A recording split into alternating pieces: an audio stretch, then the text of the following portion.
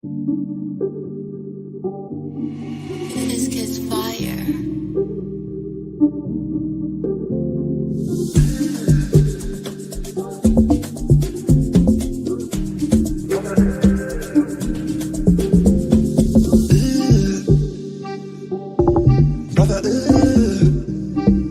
What's that?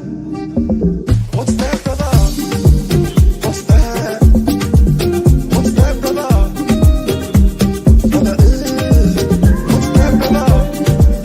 what's that, brother? What's that? What's that, brother?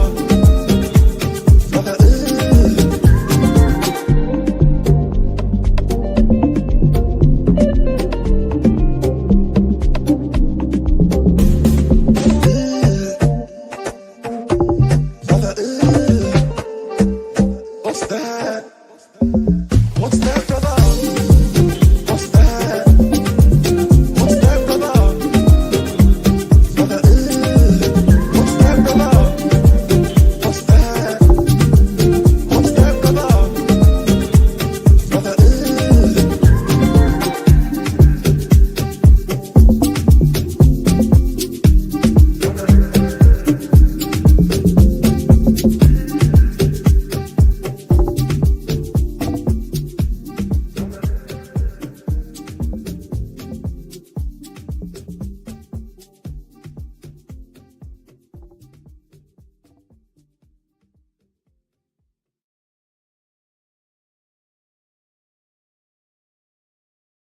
Yes, people, welcome back to another episode of L Bins. Hopefully, you guys are all doing well. Make sure you guys are smashing up the likes. Make sure you guys are subscribed to the channel as well if you're new. Loads to discuss as always. And we need to discuss the news that Sam Lee's coming out this morning regarding our transfer activity. So we'll get into that in just a second. We'll make sure you guys are smashed up the likes. Make sure you guys are subscribed. Subscribe to Nobbins as well. He'll be going live after this, as always. Nobbins, Bray. We won. Sorry, repeat that. I didn't quite. I must have misheard you. We won. We won the game.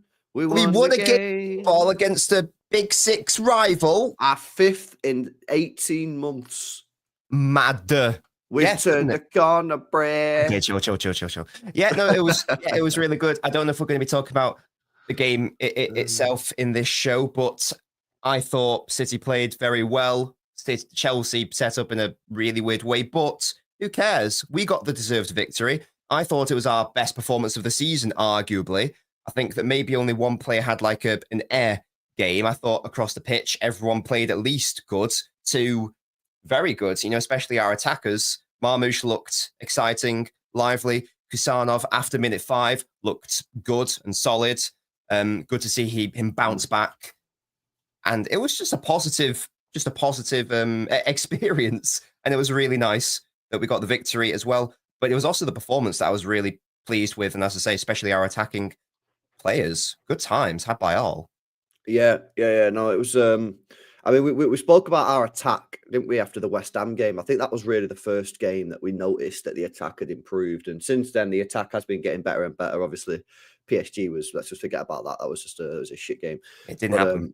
Most of the Premier League games, our attack has been doing well, and it was the same again against Chelsea. And I've even got to say, mate, the midfield was better. It was more compact. Now I don't want to give the too much credit, because for me the reason that it was better was because literally we had 3 fucking players in there, and it was sort of like, you shall not pass. You know what I mean? With a fucking, like, if you are about to have a war, it's sheer numbers. That's the reason we won that war, right? It's not because like we did some mad tactical shit like Napoleon style and that we worked out how the best way. You know what I mean? No. It was like brute force, sheer numbers, but it got the job done, and that maybe is what we're going to have to do going forward. We'll speak about the transfers in a second because Sam Lee's been speaking, but yeah, it was nice, man. It was nice. I said to Hugh last night, I said I felt like.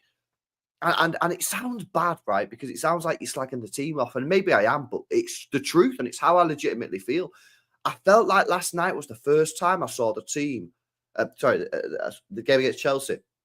I felt like that game was the first time I saw the team use their brains and like use their experience to get themselves through the game. because a lot of the times we played in the past, especially in the last couple of months, that we've been really naive. We've looked like a bunch of 12-year-olds. I mean, Bernardo Silva said it's like watching a bunch of under 15s. He said it himself. But against Chelsea, saw a lot of experience on the pitch. Like Bernardo Silva was brilliant. I thought the way that he ran that midfield was really, really good. So that was nice to see, because at times this season, and a lot of times this season, when you've been watching City, it's been like you don't recognize the team on the pitch. You're like, what the fuck are they doing? Really, really basic stuff, really naive shit. And this isn't just me saying it either. Like, you can't even say, "Oh, you're being harsh." The players have said it themselves. Bernardo Silva's come out in the past and said we play like a bunch of under 15. So that was nice to see for me against Chelsea. Like, the experience come back to the side. Yeah, and I think it's safe to say against PSG, I think for me, Bernardo had his worst game in the City shirt. I think Kovacic maybe similar. And it was so good to see those two and Gundogan have a great game. Looking at the team sheet, I was looking at all three of those names. I was like, oh my God, even if you have just two of those three, I get concerned. But all three of them started, and all three of them played brilliantly well, as you say. And especially considering, Chelsea's midfield has got players like Palmer and Caicedo in it. I know Lavia was injured, but Enzo Fernandez as well. The fact that our midfield looks the better of the two on the day was a massive credit and testament to them. So for once, we were overall defensively solid. Once again, Chelsea didn't help themselves, but we still had to do our job. And going forwards, it has just, we said a few months ago, didn't we, that the attack was never the main issue at City, and it could resolve itself. And it seems to have done that to an extent. I think Marmoush coming in will help that as well. He provides a different attacking dynamic with those really good runs. I think when Rodri comes back into the side, he's going to love that, for example. I think that if you get De Bruyne in the same team as Marmoush as well, we're going to see some lovely balls over the top from Kevin.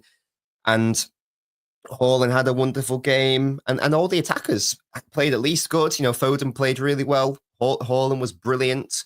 Gvardiol, who technically played as one of the forwards on ball, he was just wonderful.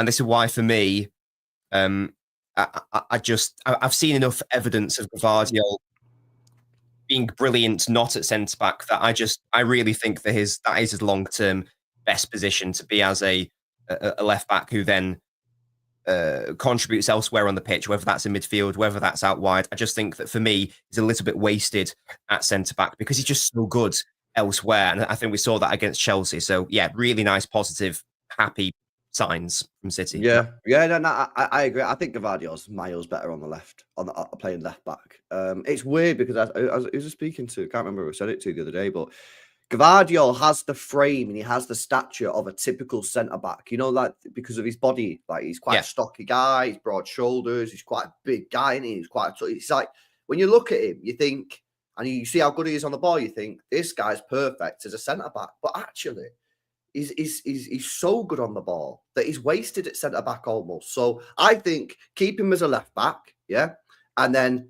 have him as an emergency centre back, and maybe this might be a bit bad, maybe I'm going to Lulu, but maybe sign a backup left back. What? I'm just putting it out there. Maybe we should sign a left back, guys. After fucking 10 years, we should maybe sign a fucking left back. But yeah, that's it's good, man. Gvardiol was excellent. He should have had a hat-trick. And it was nice to see. But listen, we got a big game tomorrow against Bruges. We got to win that game. Yeah, I ain't having none of this bullshit of I want to be out of that tournament. No. Nah, this I did a poll the other day. It's about 1 in 5 City fans who want to go out tomorrow to focus on the league and the FA Cup. But for me, I'm like, nah, fuck that, man. I want to stay in it. So yeah, I agree. Tomorrow's a huge game. They're unbeaten in 19 or 20 games or something like that. So it's going to be a tough match. I did watch them against Juventus. I didn't think they were particularly great, to be honest. Juventus were awful. But let's see. I think they qualify so long as they don't get beat more than 2-0, I believe. I think it also depends on what happens in the Stuttgart PSG game. I think if Stuttgart draw against PSG, Bruges are in trouble. I can't remember. I remember going through it on my stream. There's a dynamic where that Bruges get knocked out, and I can't remember the exact mechanics of it. I know that we qualify just by all we've got to do is win our game, and it's irrelevant what everyone else does, because thankfully Stuttgart play PSG. I'm sure there's something which impacts Bruges, though. I can't remember the full ins and outs of it. But yeah, I mean, either way, you know, Bruges will know that Bruges will just do all they can to not lose, of course. Yeah. We've got to do everything we can to win. That's all that matters from our perspective. And it'll be a big test. I think Pep said, you know, we've got 2 cup finals, and he's absolutely spot on. Chelsea was a massive game in the top 4 race. Absolutely huge. This is literally the decider. Are we going to get to, and are we going to play another Champions League game this season, or are we just out of Europe entirely? And I understand the argument of let's get out of Europe. We're not going to win it anyway. But there is the fan aspect of I just want to be in the Champions League and watch my team play football. And I think we will be a better side come the playoff game. You know, we'll have our players back, etc., etc. And then there's also the boring aspect of the financials. You get more money if you play more games in the Champions League, and if you have more money, in theory, that means you can spend more money. You know, it come the summer, and maybe that's a nice segue onto the main topic of today, which is spending that money. No, exactly. Guys, smash these likes up. We're going to move on to transfers now. We've had some big news coming out this morning from Sam Lee, a really, really good source. Big up to Asgar, who says it definitely has a lot to do with the new tactics of Nunes and Josko's wing-backs and not our wingers just holding the width, says Asgar. Good shout, man. I think Nunes deserves a bit of credit there, you know what I mean? Because a lot of credit, I'd say, yeah. Yeah, he's been playing well. I'm just going to accept it.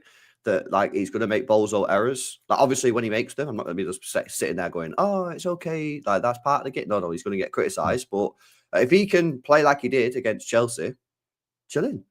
Yeah. If he's a good player, man. He 100%. Is.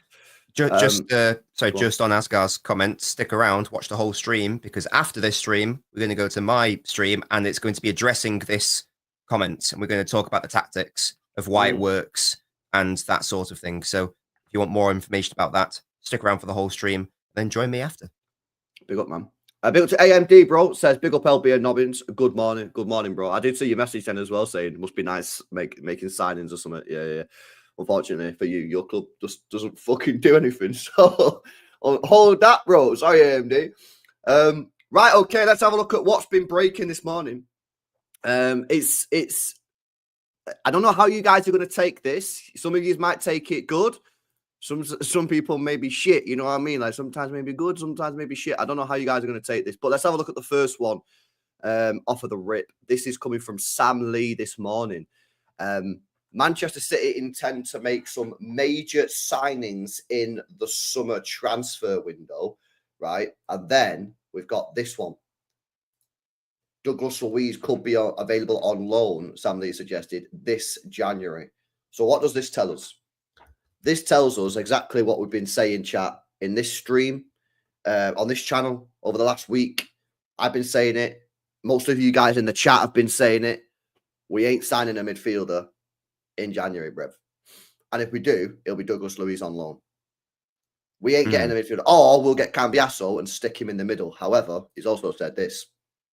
Man City believe negotiations won't be easy for Andrea Cambiasso this January, with Juventus wanting a big fee, sources have told Sam Lee. So, unfortunately, chat, like positives, City going to go big in the summer. Negatives, we ain't signing a midfielder in January. So where does that leave us? If we don't get a midfielder, what does that mean for the rest of the season?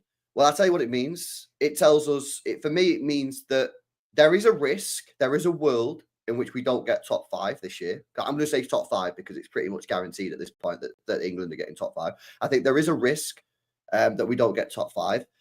I believe that result against Chelsea was absolutely huge. And that means that the chances of us getting top 5 are now a bit more slim.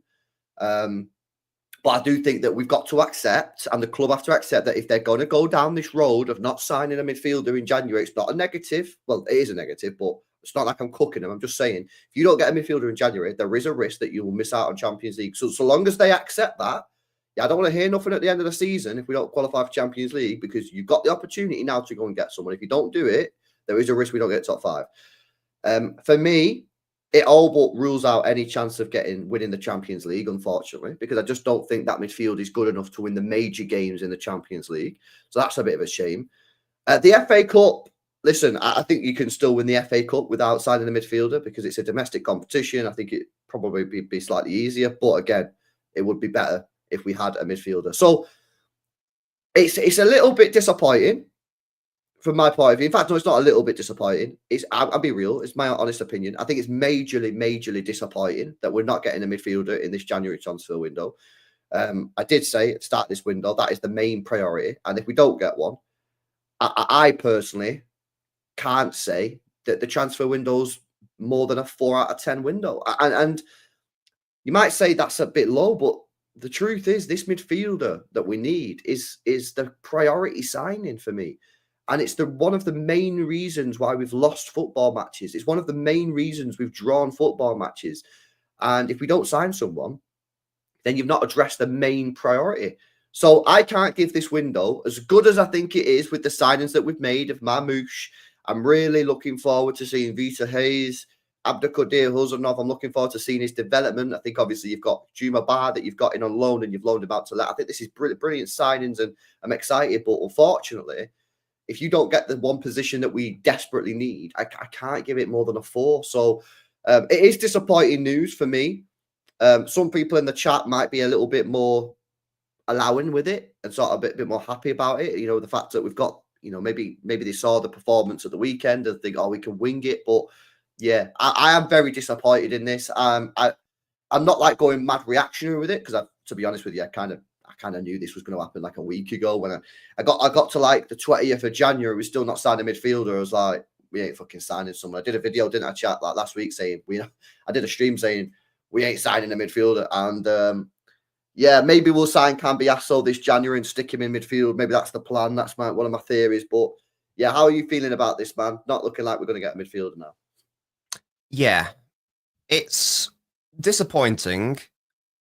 Obviously, in an ideal world, we would have gone out and got an elite central midfielder, i.e. someone who can play, someone who's a 6-8 hybrid. We know the sort.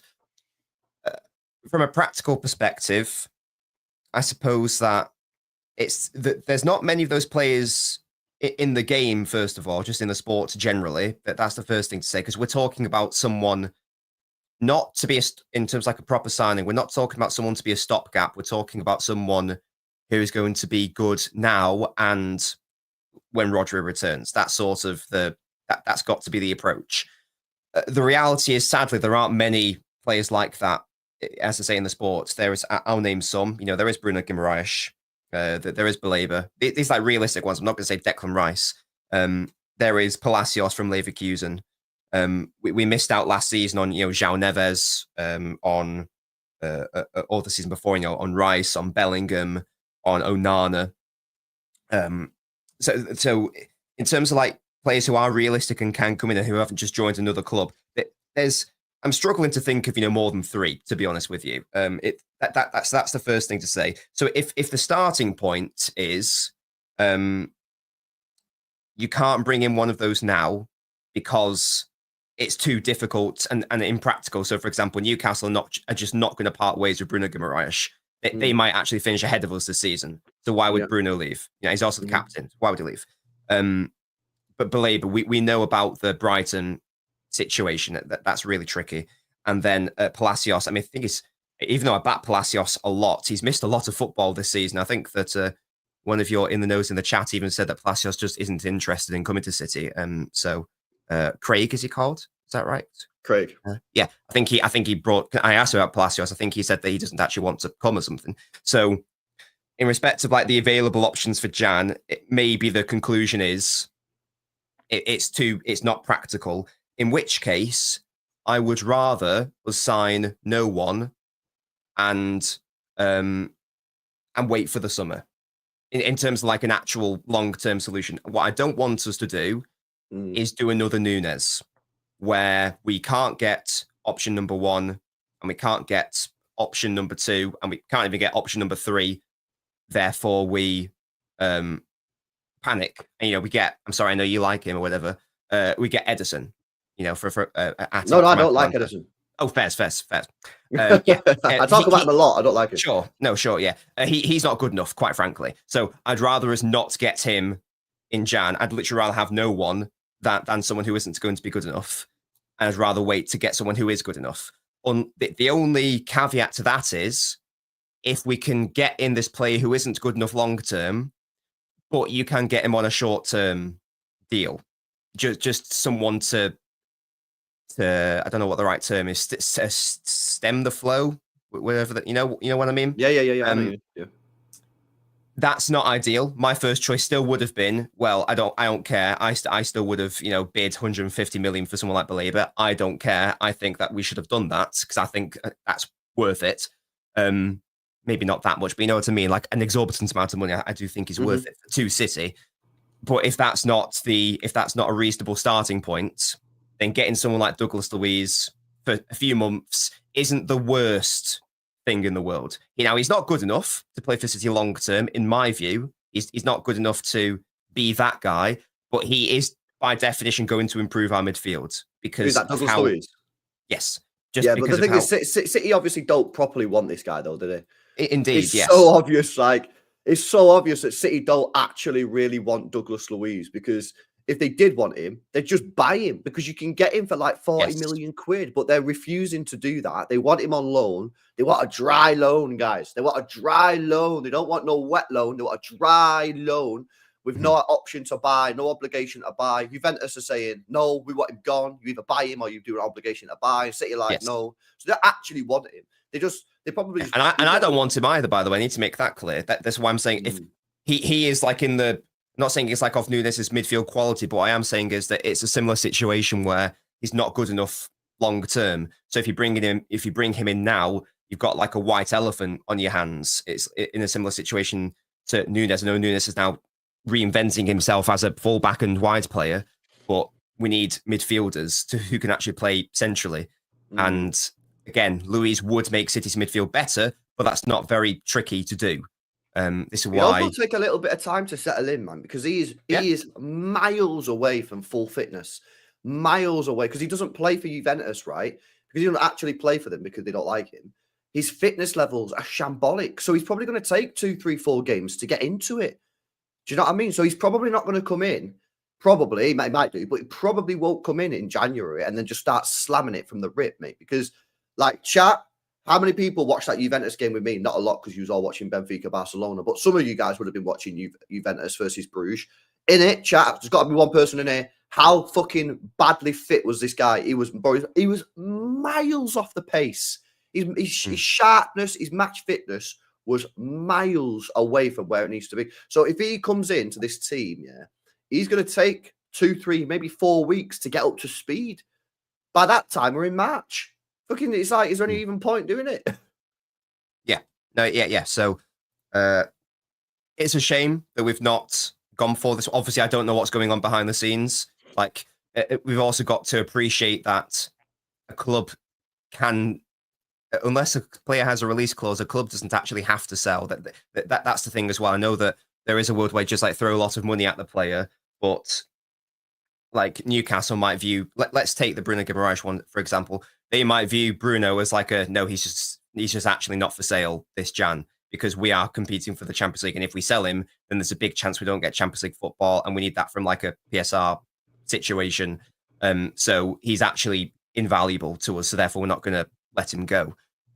There's also that to consider. And again, if that is the situation, it's better to not get anyone on the permanent than settle for second rate. And that's a harsh term. No, I agree with that. I agree that like we can't be signing another Nunes or another Phillips. We can't be doing that. We've got to get this one right, But like, I don't know, mate. I'm just like it's so frustrating, mate. Yeah, it's so annoying. It's like, how are we in this situation, man? And it's like really annoying. It's really annoying, bro. I married on chill, bro. You've won 1 Premier League, man. You've won the same amount as Blackburn and Leicester. Fucking calma. Bro, fucking Karl. Tranquilo.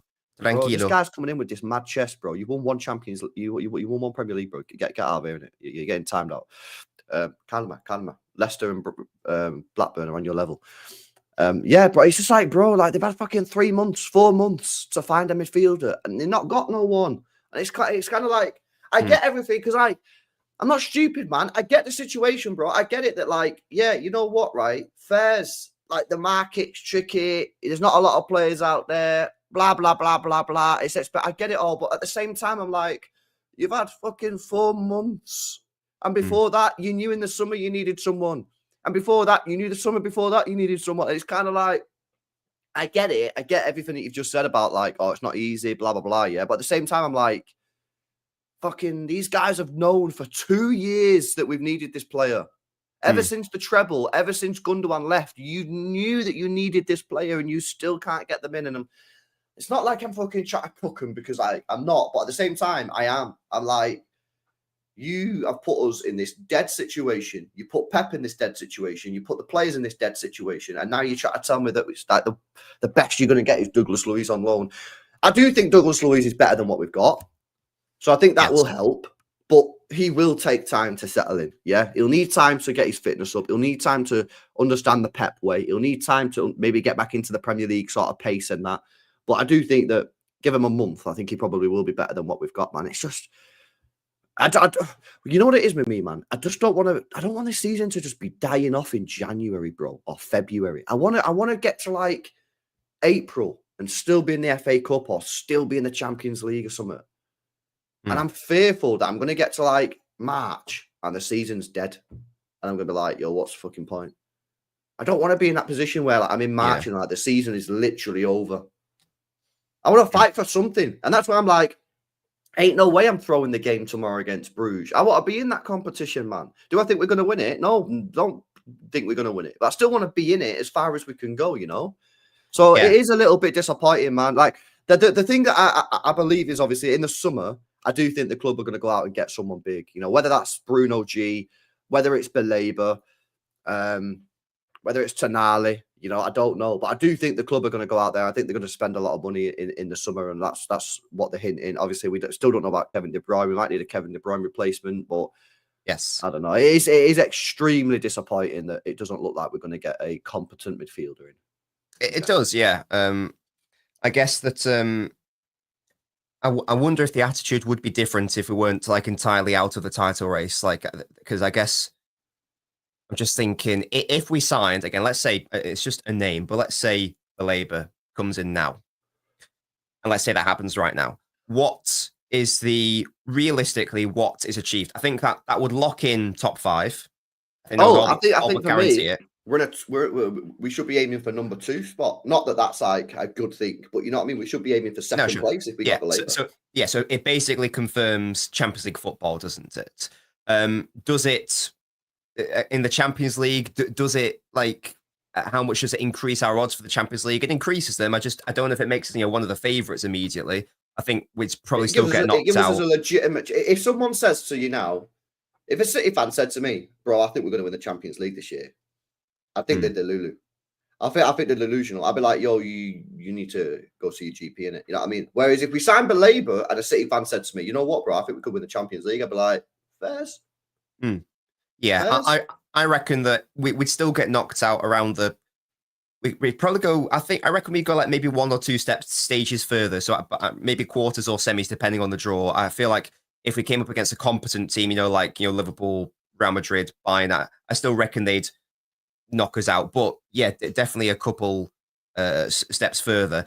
And then you're looking at maybe the FA Cup, maybe like it really increases our chances of winning that. So maybe the thought process is, well, we signed Douglas Luiz on loan. It probably gets us top 5. And, in the grand scheme of things, getting 4th is the same as second in a way. He gets us top 5. I think Douglas Luiz gets us top 5. Yeah, exactly. So the league situation's not too different. Champions League situation probably is different by at least a stage. And then the FA Cup, maybe that's the one where it impacts us the most. I think the point I'm trying to make is that given the state of play that we are at now in the season, realistically, what is the long-term outcome different, or sorry, what is the short-term outcome difference of getting the star midfielder in now as opposed to the summer, but having Douglas Luiz in now? I'm not saying I'm happy with it. I'm just exploring what in an alternative universe, what are the differences? Do you get what I mean? And if the conclusion is the difference isn't that big, then maybe the conclusion from City is, well, then what's the point of like spending an extra 50% now. Does that make sense? Do you get what I mean? Yeah. I understand. I'm not saying it's right or wrong. I'm just exploring it. Yeah, no. I think you're probably right. I think that is what City are doing. And if it is belabor, right? If it is belabor, we spoke about this on the channel before. Yeah. Here's the situation: if it's belabor, right? The club might just go, well, he's only been here a year and a half in the Premier League, right? Let's just give him another 6 months, because if we are going to slap that, let's be honest, Belabor's going to be over £100 million, chat, yeah? Yes. He's going to be over 100 million. He's probably going to be at Caicedo money, right? 115. If Belabor's going to be 115 million quid, maybe City are like, if we're going to spend 115 million quid, we need to be 100 million% sure that this is the right guy. So let's just give him an extra 6 months. Let's just make sure that we can see how he gets on in the six. Let's see exactly, yeah, what is going on. What is going on? So, yeah, that might be a thing. Bruno G, I think the Bruno G is dead now. I don't think we're going to get Bruno G. I'm looking at him. He'll be 28 this year. You know, Newcastle are still going to want close to 100 million quid. I just don't think we're going to shell that sort of money out for a 28-year-old, 28-year-old. I don't see it. So I think Bruno G's dead. So I think it probably will be Belabor. But if they're going to spend over 100 million quid, it's going to be a lot. It's going to be a lot of money, and I think the club are just going to want to make sure. But yeah, I think Douglas Luiz gets done. You know, I think Douglas Luiz gets done. I think it'll be a loan deal. I think Juventus will end up cracking, because City will probably say to him, "Look, here's 3 or 4 million loan deal." Yeah, he's going to play for. I don't really understand why Juventus are being so weird about it. Right, we're getting Douglas Luiz. He's going to be playing week in, week out. Right, we're going to be putting him basically on a shop front. Yeah. For the world to see him. We are literally displaying this guy in the most popular league there is, yeah. And it's that sort of like, he will get sold in the summer. You'll get decent cash out of it. So I don't really understand why they're being like that. But yeah, I think we will. I think we will get him. I think it'll be probably towards the end of the window, last day or two, maybe even transfer deadline day next Monday, and they'll crack. And I think we'll get him on loan, unless another team comes in and says we will actually do it with the obligation to buy.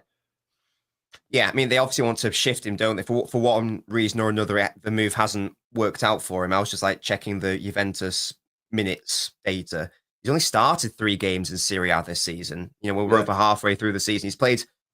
He's played less than 500 minutes. You know, like in terms of like players who've played, you know, at least 90 minutes. He's the second lowest in terms of minutes. So he's so redundant to their squad. It's seemingly.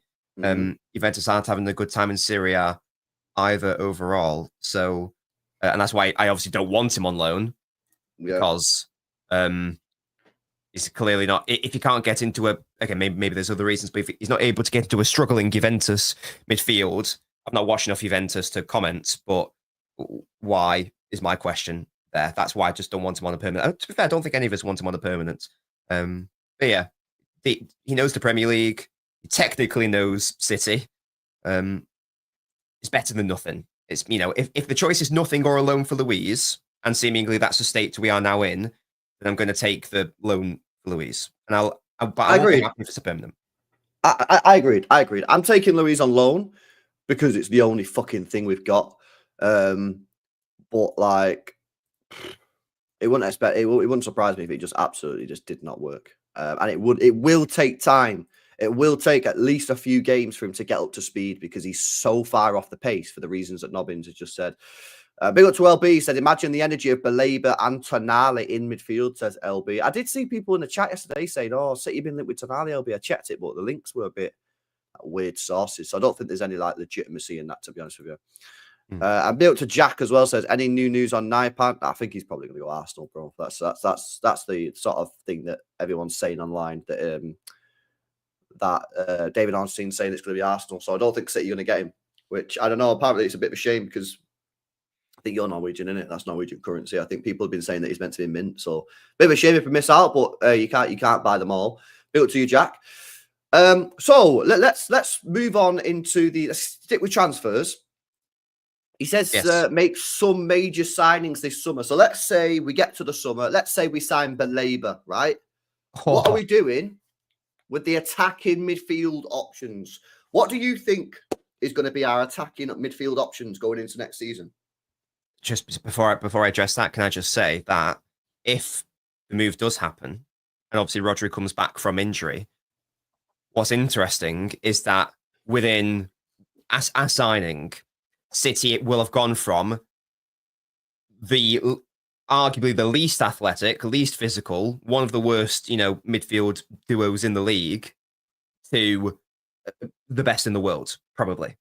Yeah, this is how I just want make it clear that's how important that deal is. You go from I'm not having a go at these players, but you go from like a duo of Kovacic Gundogan, let's say, to a duo of Rodri Baleba in the space of a signing and a few months. Like that's the most mental upgrade in the history of upgrades.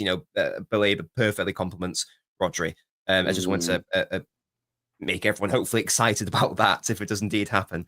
In terms of our attacking options, I think a lot of it will depend on what happens with Kevin, to be honest with you. I would like to see De Bruyne. I don't know what the wage situation is and how practical it is. I would personally like to see De Bruyne given another season, partly because I don't think he's done at all. And I think he's still got a big role to play for City and could do. But I think another reason is if we do bring in this player, or if it's Echeverry, as Ritesh has just said there, I think how good would it be to have someone like De Bruyne in the squad to learn from, and allowed you to get eased into the squad.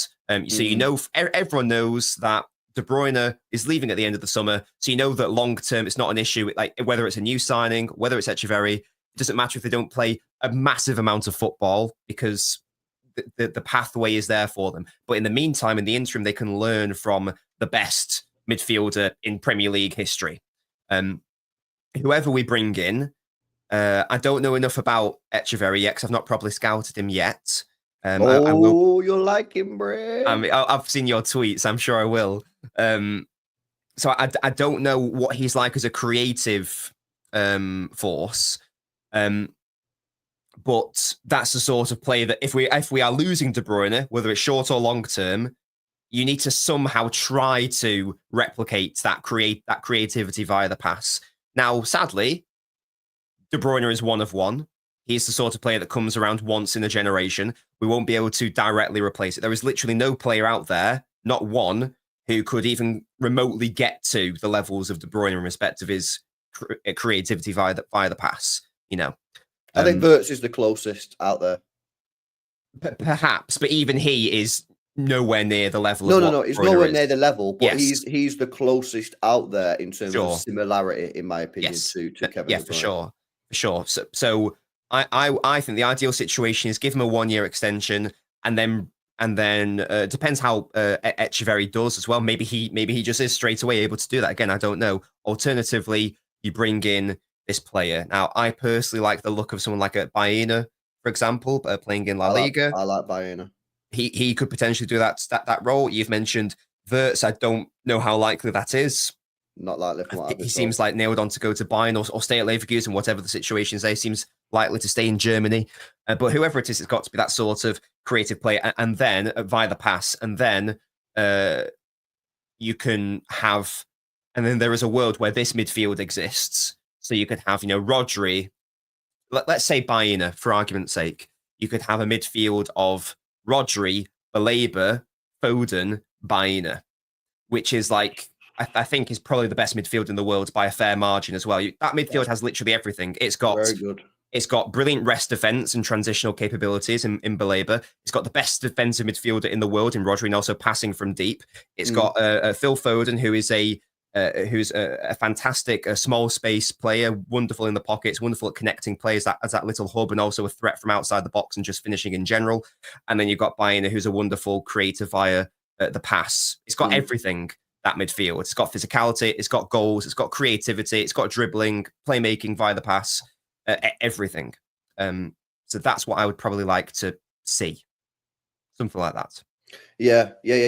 I'd love us to try and get Wirtz. I think for me, Wirtz is one of the most suited players to come in this side and take some of the Kevin De Bruyne responsibility in terms of chance creation and scoring goals and doing that. But it will be tough. It will be very, very tough to get him out of Leverkusen. You know, there's everything that's coming out of the Wirtz stuff is that he doesn't want to leave Germany. And he doesn't really want to come to Manchester City if he does leave Germany. Like, he'd rather go fucking Liverpool, is what I've been told. He'd rather go Madrid, right? So that's going to be tough. But I think City have to try. It's that word again, guys, intent. We have to try and get Wirtz, in my opinion. And I think he'd be brilliant. If you can't get Wirtz, I think the next best option would be Baena. A lot cheaper, half price, 60 million quid. He can play in that midfield. He can create chances. You can also play him on the wing. You could probably play him as sort of like an emergency false nine, sort of like we did with Ferran Torres in extreme bad situations. So I think that's what my priority. The thing is with Musiala, people talk about Musiala. It's quite funny, isn't it? Because I actually think Musiala is more attainable than Wirtz. But I don't know if Musiala would really bring to us what we need in this side if we're talking about a future potential Kevin De Bruyne replacement. Now, I'm not saying I'd turn him down, because obviously I wouldn't, and I'm sure Pep would find a way to make it work. But I don't think having Foden and Musiala in the same team for me is like, I don't see a balance there. Whereas I think if you had a Wirtz and Foden in the same team, I see a much more balanced side. I see much more balance with Baena and Foden. Musiala and Foden for me is like, I just don't really think that. And again, like, I'm not saying like I'm fucking, I know what I'm talking about, but I'm just saying like for me watching it, I don't really think that would work massively. Yeah. I mean, it would work because they are just great players, but yeah, exactly. But I agree with you that from a stylistically, it's like it doesn't really seem right, does it? There's two. You don't really, in an ideal world, you don't really want two players who provide similar or the same things. Really, especially if De Bruyne leaves, what City need in midfield is more pass first players, rather than carry first players. You need both in the side, you know, in the same way that you don't want a team of all passers, you don't want a team of all carriers. So for me, whoever that player is that comes in to fill that De Bruyne void has got to be someone who's more of a pass first player. Musiala is not that. He's a great player, but he's more of a carrier rather than that's what I'm saying. Yeah, exactly. So again, could work. Not saying it wouldn't. I love watching Musiala, but if our starting point is, especially if De Bruyne is leaving, we need someone who's more of a pass first player to balance all of our carry first players. Then Musiala is not going to be that sort of guy. That's why Baena, who is a pass first player, would make a bit more sense. Someone like that. Again, that's just a name. It doesn't have to be that player, but someone like that would make sense. And it's mad, isn't it? Because like, if you had the option now, right, for the summer, Baena or Musiala, who would you pick? Baena. Mad, isn't it? Because people think you're mad for saying that. Yeah, it's about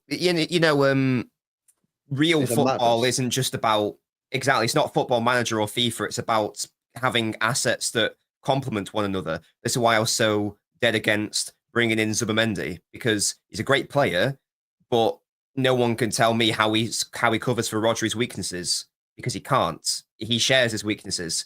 So you could say, he's just as good a player than whoever, but it's about balance, isn't it? And it's about finding like a midfield that actually functions and works, rather than just throwing in a load of players who have a high rating on FIFA, Yeah, no, I agree. I agree. I probably, as mad as it sounds, I probably take Baena over Musiala, because I think like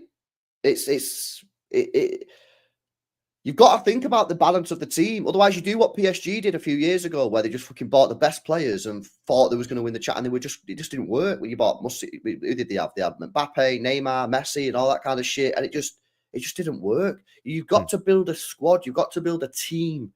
Do you know what I mean? You can't just get the best players and think it's going to work. Like, get the best players, but you've got to have balance in the squad. And for me, you've got to buy a player that is good at passing the ball. Like, and Musiala is more of a ball carrier, and we've already got that.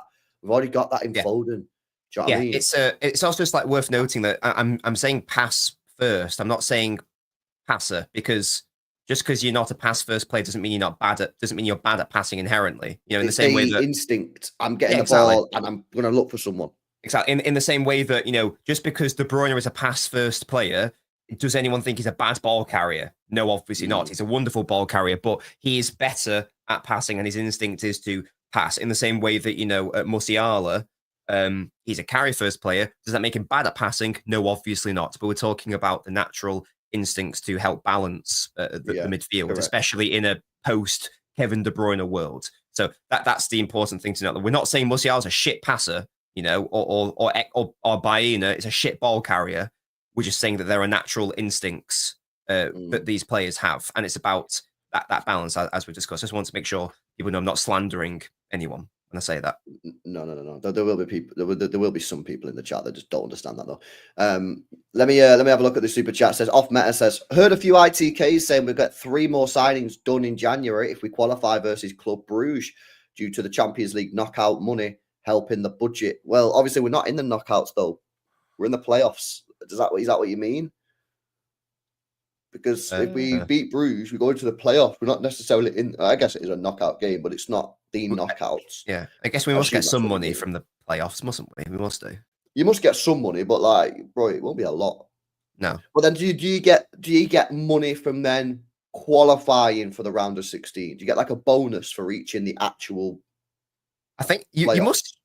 I actually don't know, but I'd assume that you get money based on where you finish in the table as well. That would make sense. You know, like in the Premier League, you get more money the higher up in the table you finish. Surely it's the same in this new Champions League format. I don't know, but that would make sense. Because otherwise, you could be bad, go through the playoffs, play 2 extra games, but still get more broadcast money at the end if you could compare to someone who didn't have to go through the playoffs. So it surely makes sense that.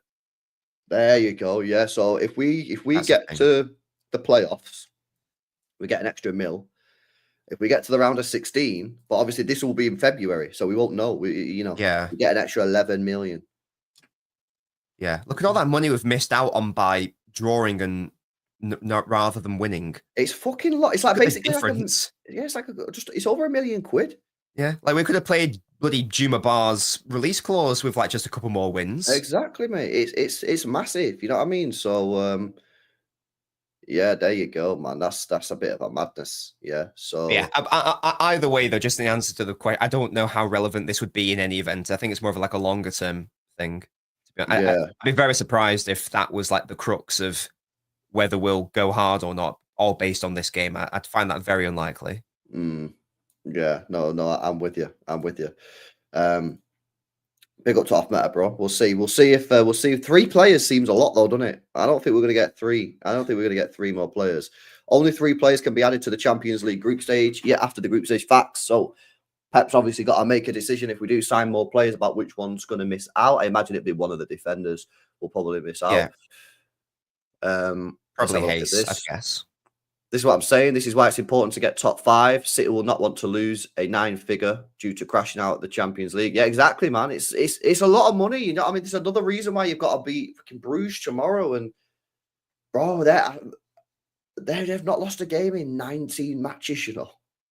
Yeah, look, it's going to be hard. It's going to be hard. We've made it hard for ourselves. You know, we've shafted ourselves, to be honest. You know, all we had to do was like beat Feyenoord. All we had to do was, you know, not get humiliated by PSG, by Juventus, etc. But it is what it is, sadly. Yeah. What's your sort of like starting 11 be tomorrow? Of course, the new guys can't play, unfortunately. You have to keep reminding some people. People are still not fully aware of this, but Mamouche can't play, Abdelkader Kuzanov can't play, and Vita Hayes can't play, guys. So you can't do that. I think the back 4 picks itself for me. I think it'd be Nunes, Akanji, Stones, Gavadio. I think it's just going to have to be that based on who we have fit as well, isn't it? Based on, unless you want to play Rico Lewis, but I personally wouldn't play Rico Lewis in this situation. I'd stick with Nunes at right back. Yes, I agree.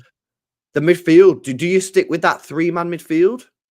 Or do we need to be a bit more risk taking in this game? Because we actually need to like legitimately win. Like, what were you saying? Do we stick with Kovacic, Gundo, Bernardo and lock it off and just say you shall not pass? I don't dislike the idea. Only leaves you with like 3 credible attacking options. Really. Possible. Sorry, my brain's my brain can't do this in my head. Is it possible to get this on the screen in the Yeah, lineup? yeah, Is that okay? yeah. It will help my brain a bit more if that's all right. Yeah. Just because I was thinking we could do that, but then I was thinking, but Marmoush isn't going to play, so then and Doku isn't fit, is he? So then you have to play Savio in more of a central position, wouldn't you, to make that work properly? Yeah. But yeah, let's lock in the defense because, as you say, based on bodies, that has to. They just probably have to play, don't they? Well, can you play right side or left side? If it's Gavardio's playing, so I'd assume. Oh, sorry, you mean left or right centre back? Yeah. Oh, probably left centre back. Yeah, that's what I thought. Because Akanji then can be like left back basically in it when Gavardio goes up the pitch. So what are you thinking? Are we going for the 3-man midfield of Kovacic, Gundogan, or Bernardo? Or Well, let's get Kova in because he's going to start regardless, isn't he? Kovacic, yeah. I think Bernardo Silva definitely plays, so we might as well fucking whack him in there. Sure. He's definitely playing. I think he's going to stick with it, man. Oh no, because wait. Can you get Haaland in, please? And Foden on the right. Fodenino. Yeah. I don't know, man, because you have to have De Bruyne in. Because De Bruyne's obviously going to play because he didn't. Oh yeah, of course, yeah. So he's going to play, isn't it? And maybe he's going to put Savio back in. I think that's going to be the team. He's going to risk it, isn't he? He's going to risk it and play two in the midfield, which is a risk on the transition and counter attack. But I think that's what he's going to do. I think he's going to play like a. Okay, so Foden on the right, Savio on the left. Yeah, so it could be a that sort of like off the ball situation. Yeah, 4-4-2 maybe or 4-1-4-1. Thinking how would work in possession. So that works out possession. That's fine. What's the best way to make it in possession? So the 2-3-5 isn't going to work now. I don't think. You have a problem with Savinho, aren't you? Unless you want Savio to play where Marmoush plays in the more central area, which I guess he technically could do, but he's never done that for City, has he? Doku's done it like once or twice. He did it for 15 minutes against Spurs. Yeah. Do you remember that first 15 minutes? He played quite narrow. He played like round here in this area, and he did really well. And then for some reason, I think he went to right wing or some shit like that. Yeah. It's a bit of a weird one, isn't it? We could unless you do the other way around. That's more natural, isn't it? And then you invert Foden like you did last year. Yeah, that could also work, to be fair. Nunez isn't going to play at right centre back, is he? Nunez has got to push up into the right wing area. So yeah. Basically, it depends on how much faith you have in Savio to replicate what Marmoush did against Chelsea. If you think Savio can do that, then I think you just do a straight swap for Marmoush and Savio, and you risk it, and you do a straight swap of Gundogan for De Bruyne. I wouldn't have an issue with that. If you don't think Savio can do that, then it becomes more of a concern, and you would have to probably drop a Savio. But let's be hopeful. So if you give me, so we've got the back. So this is now in possession. So back 2 of Stones and Akanji, midfield 3 of Bernardo, Kova, Kevin, and I'll explain my reasoning with Kevin in a moment. So and then so De Bruyne a bit deeper, please. So he's actually alongside Bernardo and Kova. Yeah. And push up Gvardiol and Nunez to the wings, and then tuck in Savio and Foden.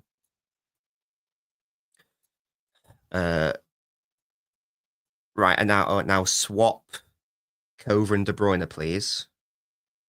Swap them. Yes. So Kova's the central one. Oh yeah. There is a world where that works. There is a world where that works. I don't think that's what we're going to do. But if you want to get Savio and Foden and De Bruyne all into the same team starting, then that does work logistically. And then De Bruyne will sort of like come into this area here on the ball. You could do, but you could actually you could just play him deeper if you wanted to on ball. Well, they're probably gonna play really deep, because when I watched them against Juventus, they basically just sat in the penalty area. They basically just sat there and just let Juventus have the ball, and Locatelli was just running the show. That's basically what Bruges did against Juventus. I expect nothing different. I expect Bruges just to sit deep, defend deep. So you could play Kevin in a slightly deeper role and just be like, yo, just fucking Andrea Pirlo style, you know, and just start pinging balls. I don't think there's going to be. I don't think it's going to be a high intensity game. From what I saw against Juventus, I think it's going to be, they're going to sit there, they're going to be resolute, and it's up to us to break them down. And they'll probably get a couple of counter attacks, a couple of transitional attacks that we just need to fucking just foul them. Just take the fucking foul, mate, and just take a yellow card, because they're not going to get that many based off of that's if they play the same as they will against Juventus, and I don't see why they wouldn't do that. So they probably just going to sit there, make it really tricky for us. It's a shame that Doku's not available, because I think this would be a great game for him, because he's very good at breaking low blocks down. So if Doku was available, I would start him, but sadly he's not. So that's a bit of an L. So I think Savio must start based on that. Foden must start. De Bruyne must start. We need our game winners on the pitch. You know, our best players on the pitch. I think it's that straightforward. Our biggest goal threats on the pitch. It's tricky. You know, with the players we have available. It's I don't know exactly how we're going to set up, because Pep's played. He's played 3-1. He's played 3-2. He's played 2-3. I don't know what it's gonna. I don't know what it's gonna be. Yeah. Again, the injuries to the squad are kind of, and obviously the fact that new guys can't play, but we knew the rules coming into this. Big up to Off Meta Professor, says it's 2 million per Champions League win, 5 million playoffs, and 12 million for the round of 16. City will also get around 5 million for table placement. One of the three signings was hinted as Naipan. Right, okay, so one of the three is Naipan, but we're not going to get it. So, I don't know who the other two are then. Maybe Douglas Luiz on loan. I'd imagine that's probably something. I don't know. Maybe Cambiasso, if we end up doing that. Cambiasso. Yeah, Cambiasso.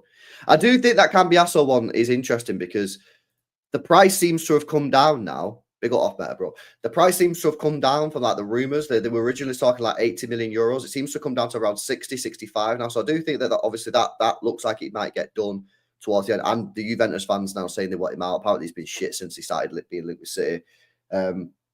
So yeah, maybe that one, and then maybe we get Douglas Luiz as well. Maybe Juventus say we want Douglas Luiz gone, but if you buy Cambiasso, then we'll do Douglas Luiz on a loan with a loan fee, because then they're getting some money in the door for Cambiasso. They're getting a little bit more money in the door for a loan fee for Douglas Luiz, and we are going to play Douglas Luiz, so we'll put him in the shop front. You know what I mean? So it will get sold next year. So maybe that's what we're going to do. I'm not sure. Cambiasso sucks. He's very good on the ball. Defensively, I don't know. I think there's some potential sus there. I don't know. I don't know, man. I didn't like the way he defended the goal against Napoli. Did you see the goals for Napoli? I've not yet. No, not yet. Just before you start the stream, I'll literally take 30 seconds, right? Go on YouTube, type in Napoli versus Juventus. The game was this weekend. And just watch the way that it defended the cross for Juventus. Okay. I was a bit sus. I didn't like it. I was like, damn. That's not the type of defender. Like I've been talking a lot on this channel about I want defenders who are very aggressive. You know what I mean? And fucking front. And he was very passive. He just let the guy cross the ball, and I was just like, and then he scored. And I was like, nah, not for me really. That's not my type of defender. I like my fucking Diaz's, my Akes, my Huzanovs. Yeah, these guys are like fucking solid guys, you know. So, but he's very, very good on the ball. Left foot, right foot. Very, very nice. Yeah, it was in the box, but you can still be aggressive. You can still throw your body at the cross, and you just sort of let the guy cross the ball in, man. It was a bit weird. But cool. All right, big up to you. Anything else, bro, from you before we wrap up? You have got your own stream coming up, so we are going to redirect. But anything else from you, man? Don't think so. I think we covered everything. To be fair, go watch my Marmouche video. It's a good video. Have you watched it? I don't think I have, actually. I don't think I have. I watched your cousin off video, which I thought was fucking mega. Thank you, mate. It's just as good a quality as that. I thought, Sadly, I watched Sadly, it. the But Bundesliga keeps like copywriting certain bits, so some of it's like had to be blurred out, but it's only for like 10 seconds at a time, so it's absolutely fine. It's yeah, a great video. Go watch it your after cousin off my video stream. is so good. I keep telling everybody to watch the cousin off video, but then switch it off at 8 minutes. I say watch to 8 minutes, and then turn the video off. And that's still good for the watch time. Yeah, no, indeed. Well, it's a similar setup with the Marmouche one. I talk about positives and negatives. So yeah. Yeah, no, it's very good, guys. You make sure you go check it out. Nobbins is going live anyway. What are you talking about, Bray? So the title of the stream is, assessing Pep's 2-3-5, how we set up against Chelsea. So I'll have my tactics board out, and we're going to be talking about why it works, what are the issues with it within the context of the Chelsea game, and also just generally. And maybe I'll go into a bit more detail on my theory about De Bruyne playing slightly deeper in the longer term, maybe how we could set up against Bruges as well, potentially, and also just a general Q&A chat. Okay, there we go. Right, well, we'll read. As I said before you go, Pete, the people in the chat are talking about apparently there's some Cambiasso news. I don't know.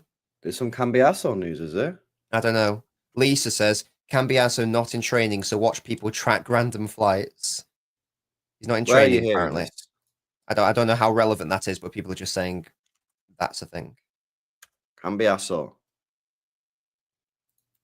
training. If I type in Cambiasso training on Twitter, what will come up? Cambiasso is not in training with the team and is doing individual gym work. The Ambient Juventus also brought in a left back on loan, or a full back on loan or something. Well, they brought that Viega in, who's a bit of a players he can play in multiple positions, so people are sort of like not willing to say. But that is, yeah, he says here he didn't train in the team yesterday as well. He's doing individual gym work. So, mate, unless he's injured, is he injured? Or is that something happening? Is he about to get some sort of move? Because there was this that came out. They got Shreyas, yeah. There was this that came out the other day. City are going to make a bid for Juventus on Wednesday evening. Now, I did comment on this and say, is that not a bit weird, bro? Because we both play on Wednesday evening. Is that not weird for City to wait to the literal... Why would we wait until the day of the game where we both play to make a bid? Surely we'd do it either today or Thursday, no? Yeah, I don't know. It doesn't sound logical to me. Weird. Unless we bid after the I'll wait and see, I guess. I still think that's weird. Like, it's just fucking weird. Like, well, why? I don't know. I just find it a bit strange. You're sitting there saying, all right, we're going to make a bid on Wednesday at 10 p.m. after the game. It's like, I just think that's a little bit strange, man. Anyway, there you go. Is Cambiasso coming to Manchester City? He's not in training. Does that mean anything? We'll have to wait and see. If City are going to make a bid in, I do think City are going to make an official bid at some point because obviously there's no smoke without fire, right? So I do think that we're going to make a bid. It's just when. When are we going to do it?